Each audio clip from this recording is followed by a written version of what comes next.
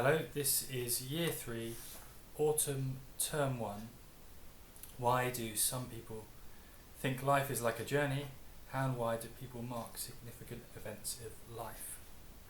In making sense of belief, identify some beliefs about love, commitment and promises in two religious traditions, Christianity and Muslims, weddings and baptisms, naming, ceremony, and describe what they mean.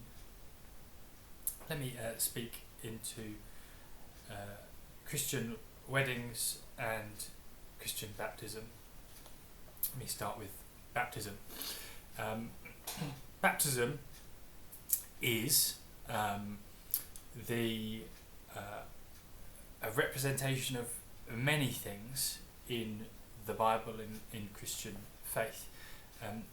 It is the moment at which someone enters into the family of God. Baptism is entry into the church, which is the family of God. To understand baptism, it's helpful to go back to the Old Testament and understand a parallel with it there. In the Old Testament, in a Christian understanding, the people of God were Israel, Abraham's family.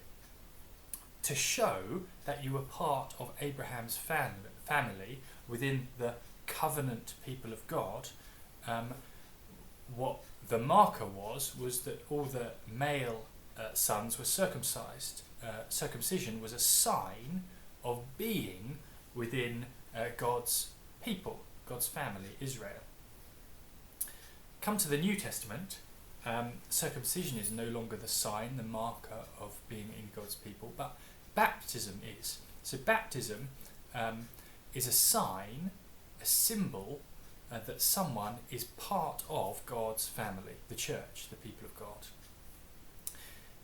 Baptism, being baptized or christened, it means the same thing. The Bible uses the term baptism. Being baptized doesn't make someone a Christian, but it is a sign that someone is part of the church. It's a sign that someone is a Christian. It doesn't make them a Christian. It's a little bit like a wedding ring. In one sense, anyone can wear a wedding ring, but just putting on a wedding ring doesn't make you married. Anyone could do that, but it doesn't make them married. But once you've become married, often lots of people wear a ring as a sign, as a symbol that they are married. In the same way, baptism doesn't make anyone a Christian, but once you become a Christian, being baptized is a sign that you are. It's a sign that you're part of God's people, the church. That's why, interesting, if you come into our church, you'll see that the font where we do baptisms is right at the entrance to the church. That's because being baptized is an entryway into the church. It's entrance into the church. Baptism is a sign of what Christians believe as well. If you picture Jesus being baptized in the River Jordan by John the Baptist, Jesus is in the river and he goes down under the water and then he comes back up out of the water again. That's a sign, a picture of death and resurrection. If you were to stay under the water too long, you would die. And so when in baptism someone goes down under the water, it's a sign, a picture of dying to an old way of life, and coming back up out of the water is coming alive to a new way of life. So baptism is a picture of Jesus' death and resurrection for us, but it's also a picture of us, whoever is being baptized, saying no and turning their back on an old way of life, of sin and living against God and neighbour, and coming out of the water again is a picture of living a new way of life, living for God. So baptism is a picture of a death and resurrection. It's a picture of cleansing. The water is a sign and symbol of sin being washed away. Again, it doesn't take sin away. No one is cleansed spiritually from baptism merely by the fact of it, but it is a sign, a symbol that that is occurring. In Christianity, there are different views amongst different churches as to who should be baptised. In the Church of England, that the Church of England teaches that those who believe in Jesus should be baptised. The New Testament says, repent and be baptised. So those who want to start following Jesus should be baptised. And the Church of England also teaches that their children should also be baptised. In the book of Acts in the New Testament, we see whole households being baptised. Some Christians, Baptists and some others, believe that only those who profess faith in Jesus should be baptised. So the children of those who have come to faith shouldn't be baptised until they themselves come to an age at which they come to faith, and then they should be baptised. So there's two different views on that. I think that's probably all I want to say about baptism. So it marks the beginning of someone's life as a Christian. It welcomes them into the church family.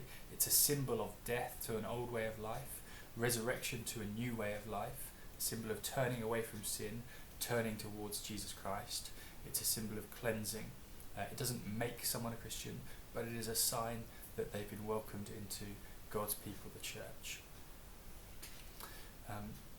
Speaking now about Christian marriage, there's a number of passages in the Bible that talk on marriage that we go to. You go right to the beginning, to Genesis chapter 2, and you could see Adam and Eve, after they're created, becoming one flesh.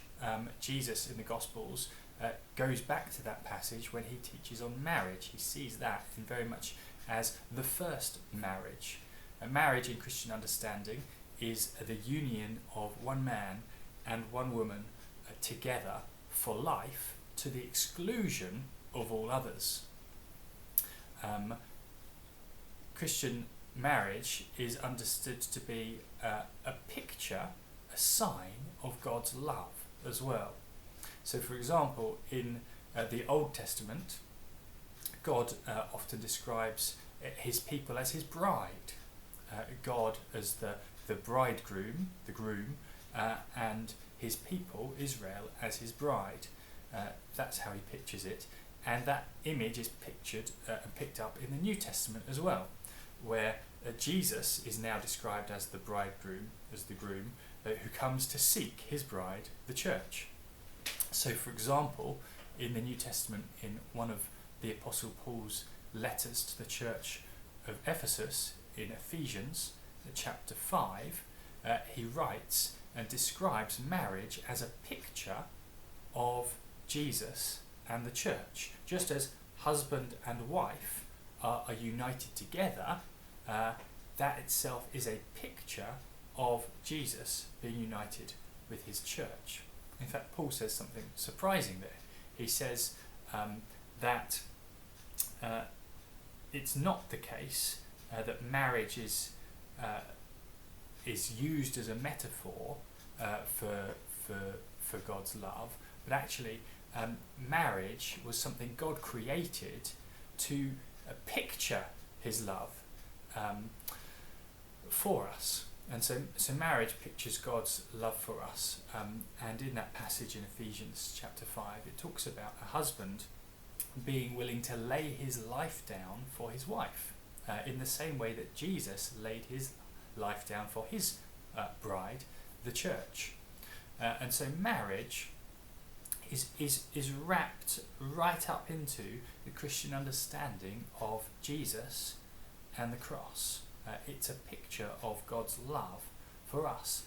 And in fact, when we get to the very end of the Christian story, when we think about what we call the new heavens and the new earth, when Jesus returns and this world history is wrapped up, and we get to the end of the story, we're told that in the last book of the Bible, in Revelation chapter 21, Jesus' apostle John sees a picture of the New Jerusalem coming down as a bride for its husband.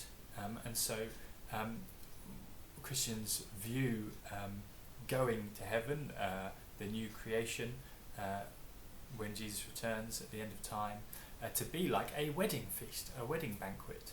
So in many ways, the whole storyline of the Bible, from Genesis with Adam and Eve all the way to Revelation, is the story of a marriage. The marriage of God coming and seeking his bride, his people, the church. And human marriage is a picture of that, to show and shine out to the world. Jesus teaches often on marriage in the Gospels as well. When he's asked directly by people at his time about matters of divorce and remarriage and marriage, he teaches on that as well. And there have been down the ages various different views amongst Christians on that. But generally, Christians are not in favour of divorce, except in the case of marital unfaithfulness, because, again, it pictures this picture of God's love for his church. So at the heart of a Christian marriage will be the idea of forgiveness, of forgiving one another, serving one another out of love, not seeking our own interests, but seeking the interests of the other, because that's what God has done for us. I think that's probably enough for now on baptism and marriage. As always, if you've got any questions on any of that, feel free to email me if you'd like to ask any questions.